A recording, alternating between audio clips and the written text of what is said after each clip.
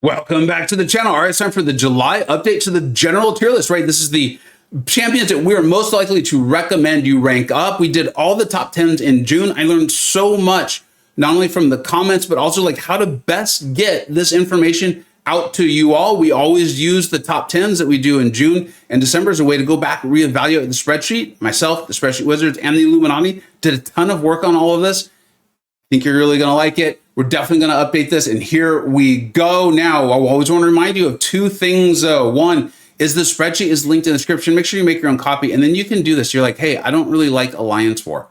Here's our rankings as far as no Alliance War. You can put that back. You can do the same thing with Battlegrounds. Maybe you don't like that at all, and you can see how this changes, and the Spreadsheet Wizards do have this updated so that the scoring system thresholds also adjust as you go through there. It's an amazing, amazing thing. And then also, this is from me, the Wizards, and of course, MCoC Illuminati. Always rank up the champion that you feel the best about, that you enjoy playing, because you're always going to play them more. You can see this is our 43rd edition of doing this. It's been a lot of fun. And that does not include the June and December top 10s. And that's been advice we've given, I think, almost since day one. And the reason is, one, it's a game you should have fun, but two, you are going to play them better and achieve better results. No, I don't think you'll get better results with Purgatory than, say, Juggernaut, but you probably will with Sasquatch over Tigra if you really enjoy Sasquatch, because you're going to know how to use them well. And when the fights get tough, when the defenders get tough, when the nodes get tough, you're going to do better with that champion, and they are close enough. And the last thing, and then I promise we'll get to this, is honestly the first 4 tiers of champions on here are intended to show you they can clear content. They can be very good. There are metas, there are nodes, there are defenders that they do very well for, and they are worthy of ranking up. It's that 5th tier of mild where we're getting really like, are you sure? Are you sure you want to do that? If so, go for it, go ahead. And honestly, if they're not on the list, because we get questions about this every single month, if they're not on the list, that means we just didn't feel like they should take up the space. Okay, I'm sorry. Hopefully they get buffed. Chance we made a mistake, you didn't put them on here, but in all likelihood, it's just they're not worth the space. All right, let's go ahead and talk about this. We'll move through, and you can see the legend as we go. The legend's also obviously in the linked spreadsheet. So the first 2 champions we're going to talk about, everyone with the microphones or ones we're talking about, is Absorbing Mint. Absorbing Mint has been moved down. Those of you who watch the Battlegrounds tier list that I do monthly saw that come out on Friday.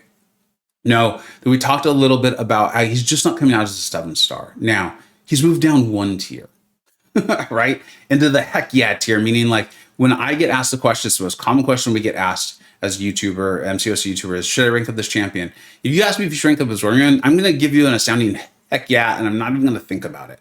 So he's still phenomenal. He's still amazing. But as far as like the potency, the quickness with which he can take down fights and those sorts of things, it's starting to wane slightly as you get into your later Act 8, as maybe your Battlegrounds, facing your rank 3, 7 stars and things like that. But if that's not where you're at, he's still going to be phenomenal. And if you are at that, he's still going to be phenomenal.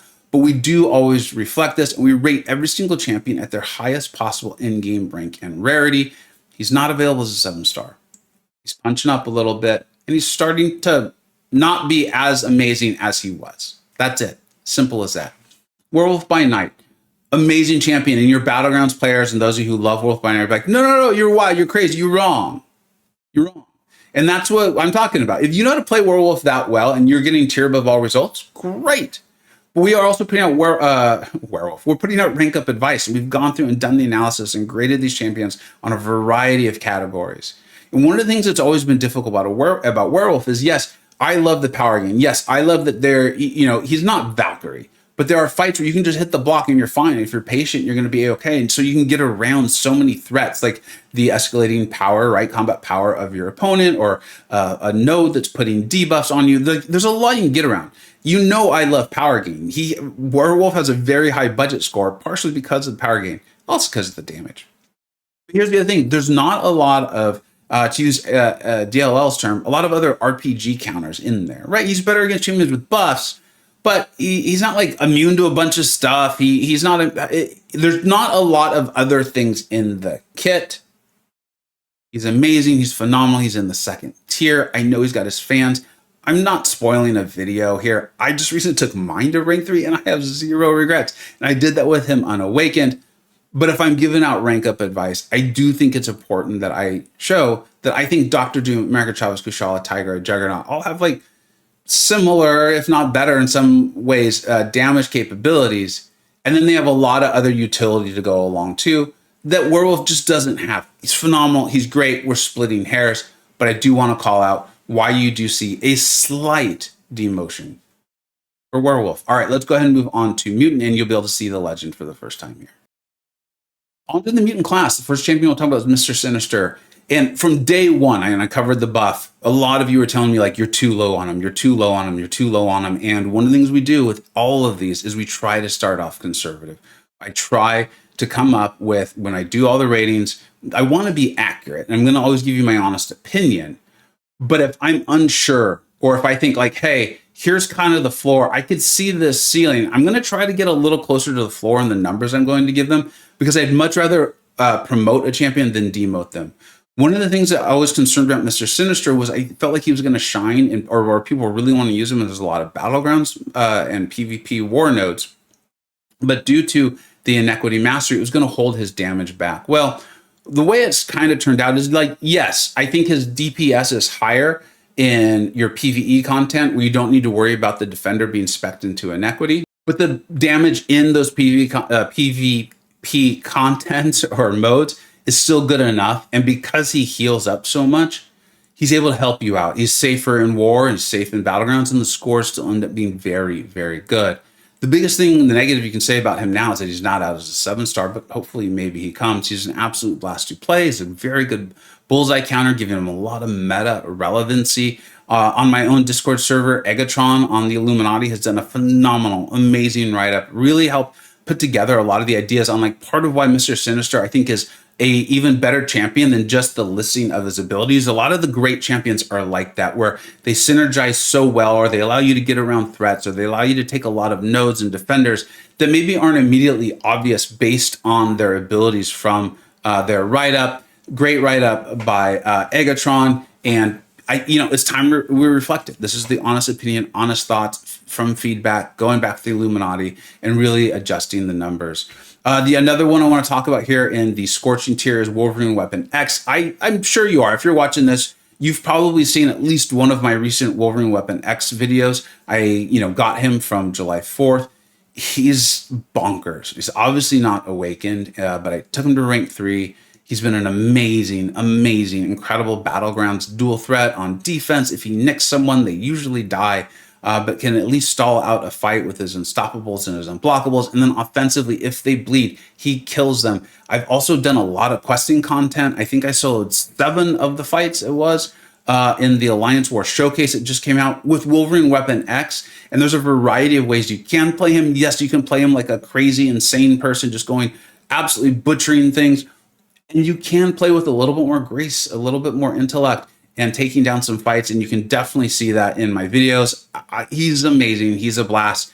If you get him awakened, he's just going to get his berserk mechanic back faster, I believe it is, and then carry over a heal into the next fight for questing content. So that would be extremely valuable there. And I'm looking forward to the next sale where I can awaken my Wolverine Weapon X way more than a trophy champion. Very good, not just in PvP content, particularly in battlegrounds. I would love to try it. I'm going to try to force him into some more. I'm going to be going back to 4 BGs. So it is tier 3 war. That's a pretty heavy competitive war, in my opinion. I'm going to see if I can get him into some fights, get some war fight content for us all too. And of course, I'm going to continue questing the heck out of it with him. Apocalypse. This is a pretty large demotion. It's been happening for the last few months. A lot of this just comes from Battlegrounds is a major part of the game. Now, if you don't enjoy Battlegrounds, uncheck that, and you're going to uncheck that box in your own tier list. You're going to see Apocalypse is going to go up considerably. Still a phenomenal champion. I hope they put him out as a 7-star one day. Really massive health pool. Lots of damage options, right? He's a really good example. And we're going to talk about this a little bit later when we get to Arcade. But Apocalypse is a good example of, I recall, early on being like, oh, there's too many different damage sources. That scares me. Well, with him, it's enough. Right? You don't need all of them, even if it's like, I think it's like bleed immune or poison immune, you're still probably going to be A-okay. He's a great champion. Really do enjoy him. Can eventually shut off evade, go immune to, I think it's bleed and things like that, if I remember correctly. So fantastic, phenomenal champion. Just not that usable in Battlegrounds. So starting to fall down a little bit due to that, and not available as a 7-star. The next champion we'll talk about briefly is North Star. North Star is clearly designed to be a long form champion, and it seems like we're going to be getting long form more, right? If someone's been able to use him in Necropolis, I'd be really excited to see that. I know B McG did a great North Star video and seems to be a big fan there. The designer called it out though very clearly, not a short fight candidate. I believe he has the passive slow off the SP1, and the designer does call that out there, that there's going to be a little bit of tension if you are looking to use that utility, especially early on in a fight, and also get damage.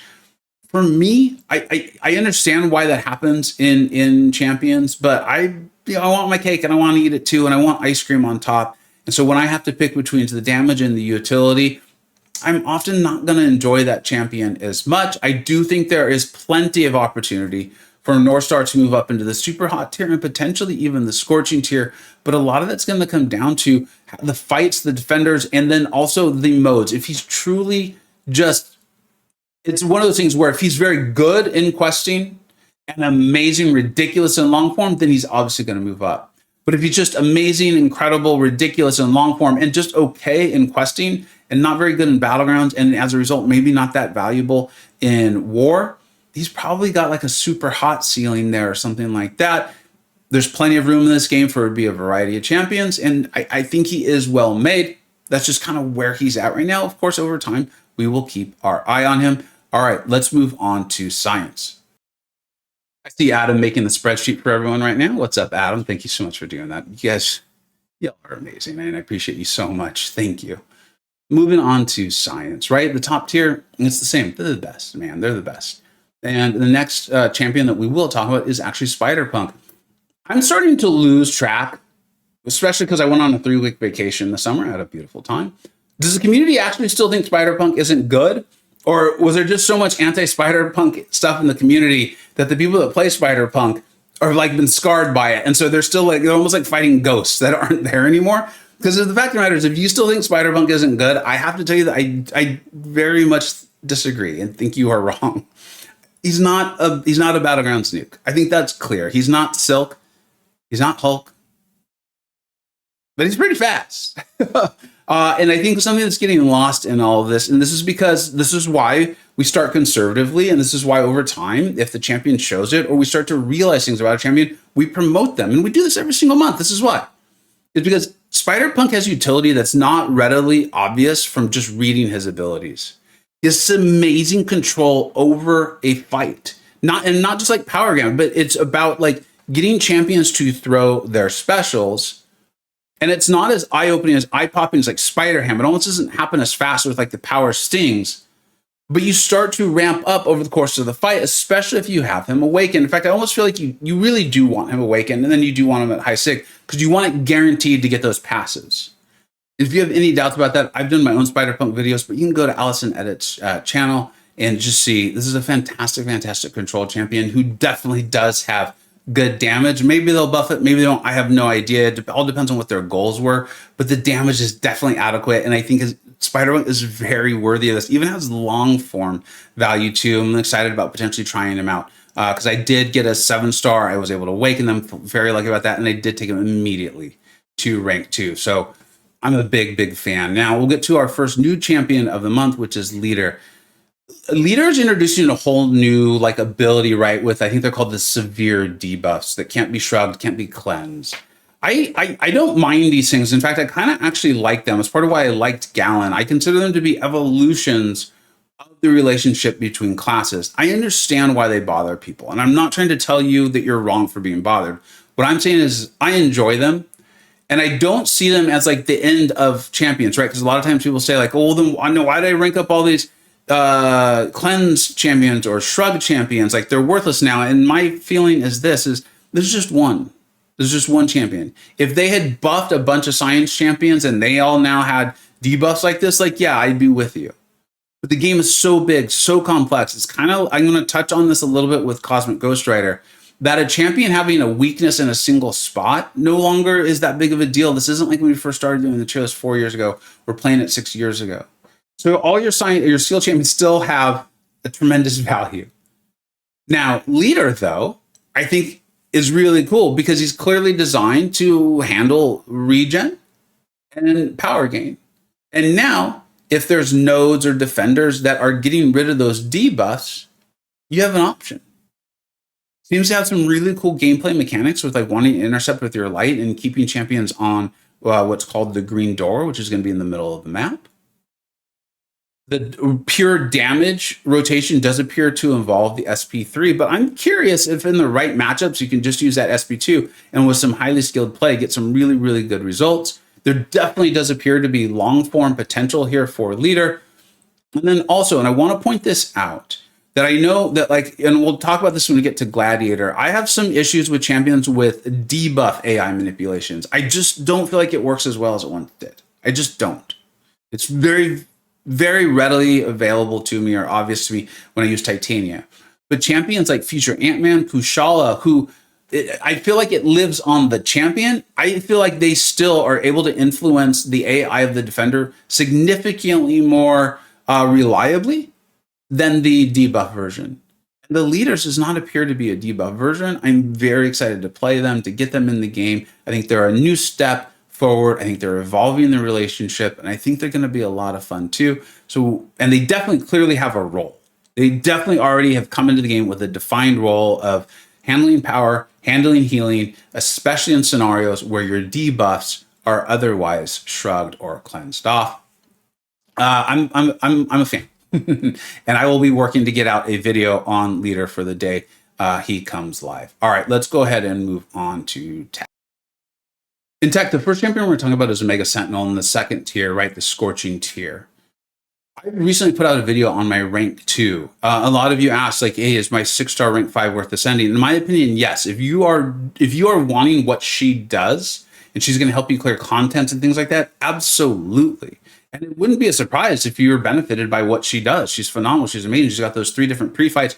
2 of them serve, I think, incredible utility. And the third one being, I think it's the Cowardice, makes her significantly more tanky. And we showed how you can get around what was often considered like the problem or the stressful part of her loop, because she just hit so hard already. And she has some really nice built-in safety mechanisms that can like basically keep her alive with the auto block and then all of those armor ups.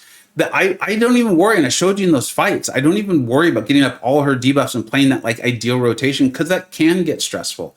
And you can utilize the pause off of your heavy and off of the end of the light. She's great. I am so happy I have a 7-star. I feel very lucky, and I purposely used my Awakening gem on her to just get her at Sig 1. I think she's a champion where like, if you love her, you could put your 6 stones in. But I wouldn't do that. I think if you just get her awakened, you get the double plasmas against champions that have prowess, and you get that right away, and you're good to go. And then you can allow her, if and when she fully comes in as a 7-star crystal, you can get her awakened or get her sig going. At least that's going to be my plan. But I think she's very, very valuable. I think she's great in today's game, and it's grown so big that her few quote unquote weaknesses or her like not being Nimrod, I don't really hold that against her in any way, shape, or form. Kind of never did, but I definitely don't now. Red Skull, this was an interesting one for me. I put out the video on him recently. He's one of my newer rank 3 champions. I think his defensive prowess is so strong that people have him kind of misplaced as a defender or like only good against Domino. I showed a variety of fights that definitely were not Domino. I think there was even like a rank 3 Titania, who's not the toughest defender in the world, but when you're in Battlegrounds and you want to go fast, and you can come out with a 50,000 point score against a rank 3 Titania with a champion that's considered one of the best defenders in the game. I think that shows you this guy's got a lot of potential. And then if you're not so concerned about time, you do have the rank, the SP3 option where you go and you get I think it's called the Power Drain. It's great. It's phenomenal. You want to get the defender or with as much power as possible, throw that special 3. You're going to get a ton of arm ups and you're going to have a really, really good time. I'm really proud of that video. And I actually love using Red Skull on offense, not just placing on defense and making life miserable for my Battlegrounds opponents. The next one we'll talk about Viv Vision, and I hope all of you Viv Vision fans see this, because a lot of you are really respectful and cool. Like, you're the people I love hearing I'm wrong from, right? I'm going to learn from you, and I can listen to what you're saying, and it's great. And I want to make this clear. I feel Viv Vision is incredibly powerful. When her buff got released, the details, I was like, I am going to play this champion. She is ridiculous. I then did play her, and every time I made a mistake, I like literally died. And that's clearly how she was built. She's completely min-maxed. It looks like a bit of an experiment from the designer Kabam. And I think she's an incredibly worthy addition to the game.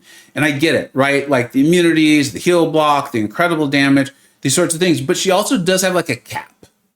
She has a cap on what her damage can do in a certain loop. It's kind of similar to Danny Moonstar in this way. She's just not available as a 7-star. So she's not available as a 7-star. I still recommend people to rank her up. But if you make a single mistake, and it is easy to make a mistake with her, unless you get incredibly good with her, you're often going to die. And I think that's why we don't see her that much in your higher tier battlegrounds. We don't see her in your higher tier wars. And when I'm giving rank up advice to people who are playing the full variety of this game, that's how she ends up where she's at. And I want to make it very clear. She's not bad. She's in there with Mysterio, Punisher 29, Ultron, Lady District, and Ironheart. These are phenomenal champions. I mean, Gilly 29, Howard the Duck, Nebula, War Machine in the tier below her are phenomenal. It's just when we rate her fully across all of these things, this is where she ends up. Now, if she comes out as a 7-star, I think we're probably going to end up pushing her up because there's players like yourself who've gotten very good with her and are probably pulling off results that definitely demonstrate that have played with a good deal of skill and knowledge on how to play her, are getting results that are way better than this rating, and we'll reflect that at that time. I hope that makes sense to everybody. I'm not trying to slight your girl. I do think she's amazing. There are some massive downsides when we go through a full rating and we put this on a spreadsheet and are telling people like, here's the best champions to rank up. Little peek behind the curtain on that one. I hope that makes a lot of sense to everybody. We'll quickly talk about Arcade. Arcade does not seem to be hitting the defensive prowess. I think probably even Kabam's hoping. Obviously, I don't know that, but I read through the write-ups, the way he was talked about, the way he was kind of sold to us. Kabam, after all these really tough defenders and the cadence and all that stuff, I'm really happy that it feels intentional. Maybe it wasn't, but it feels like you all thought, hey, if we're going to miss with the defender right now, let's miss on the downside and then buff them up a little bit, as opposed to going too far and then having to nerf them and making the community experience that. I know you're all doing your best. I know you're trying stuff, you're iterating, and then you titrate. And I'm just saying right now, if it was intentional, thank you for doing that for us with Arcade. And I'm sure you'll get Arcade in a good spot for a defensive challenge for us all. Sorry, guys. Nova is back, and she just I think had a puppy dream or something out of nowhere. That was pretty wild. All right, let's move on to skill. In skill, the first champion we'll talk about is a promotion for Shang-Chi. Now, Shang-Chi was a champion that it just, again, you know me, I'm always going to tell you what I'm thinking and what's real. And in the top 10s, and even when we did the tier list, I was always like, I don't like how low Shang-Chi is. But we looked at the way we were evaluating champions, and I was like, well, we're not using him very much in tier 1 war. So his war scores here, and we're not using him that much in Battleground. So his Battleground scores here. And I was always like, I love this champion. And I don't just love him because I think he's really fun. I also think he's incredibly reliable and can do outrageous things. I've used him for, I think it was the Onslaught fight in Eternity of Pain recently. The slow, the cleanse. You just have to know how to play him. And then a lot of you commented similar things. And again, it was very reasonable. It was commenters that I know. It was comments that we could take seriously and look at it and be like, you know what? Let's go back. And one of Shang-Chi, no joke, was one of the main reasons we looked back at the scoring system. We're like, I think we can tweak the scoring system because it's producing some results like this. And one of the things that we did was we adjusted the way we were scoring war to try to better reflect and not have it as weighted towards tier 1. Also, we did slightly promote a few champions in Battlegrounds that were like, look, none of us seem to be running them in our decks. That doesn't mean they're not great. We're seeing great things happen in the community and in videos and online and in Discord. Let's go ahead and give those champions a slightly higher rating. And we ended up with a result like this with Shang-Chi. And I love this result with Shang-Chi. I mean, hanging out with those champions, I can't definitively tell you if you ask me he's better or worse than any of them. I personally happen to think Crossbones is the best out of that group. But I can't tell you that, absolutely, definitely Shang-Chi is not as good as Crossbones. I love playing Shang-Chi, and there's going to be a ton of scenarios where Shang-Chi is going to be phenomenal and amazing for you. I just happen to like Crossbones. I think this better reflects not only what's really valuable in the game, but but it also better reflects the way, if you asked me or a lot of the Illuminati members, without going through our scoring metrics and all those things that we do to kind of keep ourselves from being too biased, this more reflects what we would tell you. So this feels great, and I really appreciate it, and that's why we continue to do those top 10s in every June and December, and I appreciate the feedback from all of you. Now we'll talk about the second new champions month in Patriot. I'm laughing because it was actually a joke on my Discord server about like, Vega's basically going to say this about this champion because it's a DLL champion, and honestly, you guys are right. This is an incredibly well-made champion. Just the way DLL even handled like inequity with a champion that's going to be putting debuffs on themselves. You know, we're seeing this with the leader, who I do think is going to be at least a defender you're going to need to know how to fight, whose debuffs can't be cleansed or shrugged or purified. And so Patriot is answering not only leader, but also any sorts of nodes or things like that that might be coming our way. Like when we see new mechanics like this, it usually gets me to raise my eyebrow. Patriot, as far as like, I'm interested, I'm curious now. And then Patriot also does seem to have very good damage, right? Especially if you get him awakened and then you get the signature ability going. It has that new, I can't think what it's called. I can never remember the name of it, but this new mechanic, right? With holding heavy, he's going to get a really large, nice Fury, I believe it is after it. It's a nice damage bump. So I think Patriot already has a role in the game. It doesn't seem massive. And so I can get it, while some of us are like, this DLL, these champions are always relevant. They always have uses in the game. They always help us solve problems. We're seeing the problem. We're seeing the relevancy. We're seeing the utility. Now let's get our hands on it. And I think this is one because of the new mechanics. It's going to take us a little bit longer than it usually does with DLL champions. And I would bet money. And again, I'm laughing because my Discord server like predicted this, that in probably by the end of this year, we've got Patriot up in the scorching tier. And we're like, oh, amazing for this, amazing for that. This node set, this defender. You can just see this happening. It just makes sense. You don't have to like read the tea leaves too hard on this one. And I think this is a champion where even if somehow that doesn't happen with nodes and defenders, he's probably going to be good enough in that niche and then good enough outside of that niche. Who's going to be a champion. If you pull him, you're going to be really happy you got him and ranked them up. I'm a believer in Patriot, of course. And that is our last champion for the skill class. Let's move on to our final class in Cosmic. Final class in Cosmic, and we're going to go at this one a little bit backwards. We're actually going to start off with Adam Warlock. I've recently taken mine to rank 3. No, I'm not spoiling. I did put that video out. I will print out the full showcase on Adam Warlock.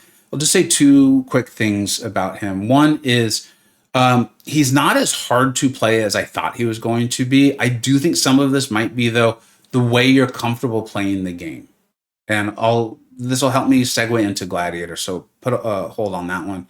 And then the other part is I think Adam Warlock is made significantly more difficult when you're trying to maximize him all the time. He's a lot safer to play than I realized he was, and you have more time on his unblockable than I thought you did. Really huge thanks to Bitter Steel and his fantastic showcase that includes a ton of how to play on Adam Warlock. And I was able to use Adam Warlock to great results in this last Battleground meta when Adam was actually kind of hard to use because of all the power gain.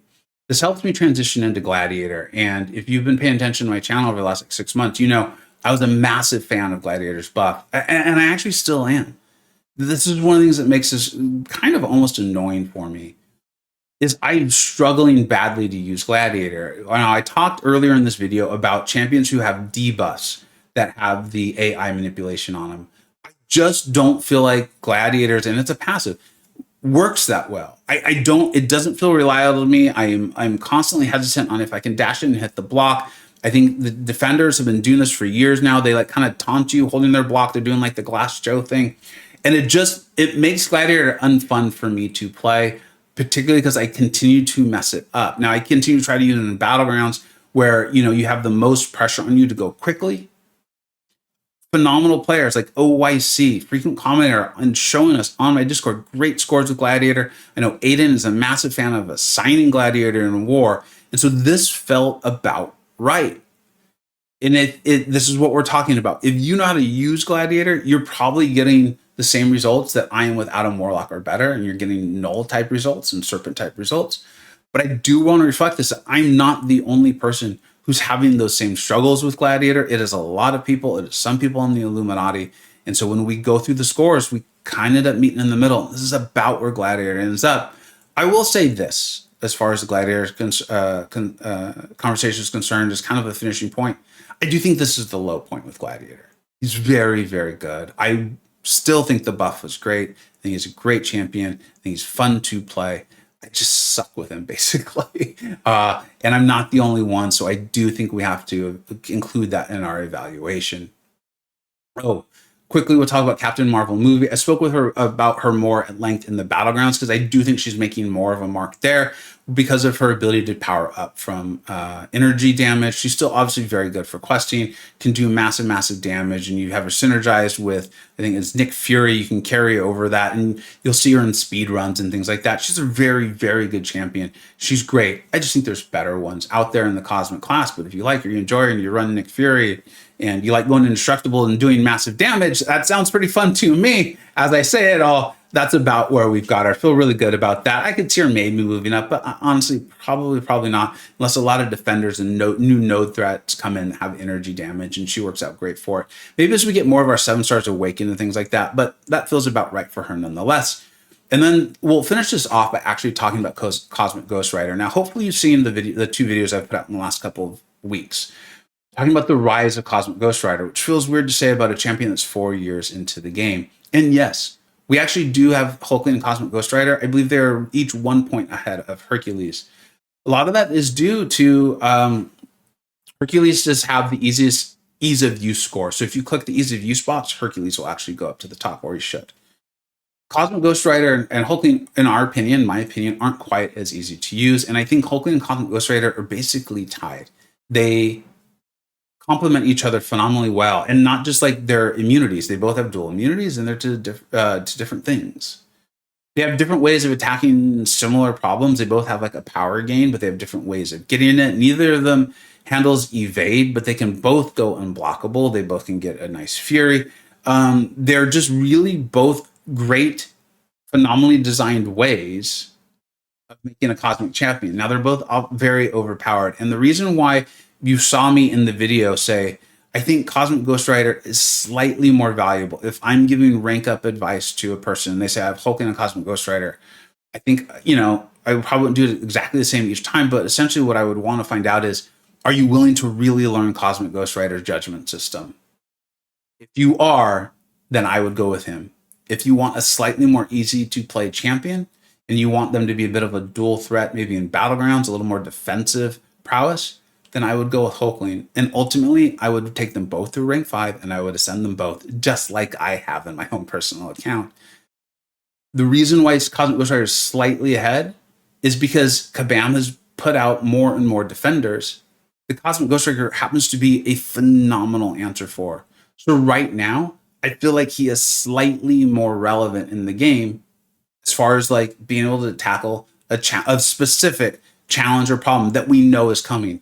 A quest node may come, and I would think Hulkling might be better for it, but I don't know those nodes right now. I don't know what the future content is going to look at, but I do know that Cosmic Ghost Rider can take Mr. Sinister, can take Red Skull, can take Killmonger, can take Onslaught, can take Photon, can take rank 3 7-star bullseyes. The list goes on, and I've shown that in those videos. Ultimately, do I think it really matters? No, they're essentially tied. But I did want to address this because I've been having a lot of fun making a big deal about it on my channel the last couple of weeks. And there we are. This was a big one. This was fun. They usually are after we do the top 10s because we read through the feedback. We go through it and we say like, hey, here's what we can learn from the comments. Also, maybe there's a better way for us to get the information out that we're trying to do, because that is what we're trying to do here. So thank you again to you, the viewers, who give those constructive feedback comments. Thank you to the Spreadsheet wizards who spend so much time in this, the Adams. Thank you. We spent hours on a call one weekend going over the formatting and the scoring system and doing all that. So thank you. And they both provide a lot of feedback on these champion ratings as well. And then each and every single member of the Illuminati, and the newest member, William. What's up, William? William, Jaeger, Simula, MP Blaze, Agatron, T Jarvis, Bitterstill, Campo, Daddy Longlegs. Thank you so much, guys. And thank you, everyone. I have a blast doing this. I'll say thank you one more time. Thank you for watching. Take care, everybody. Bye-bye.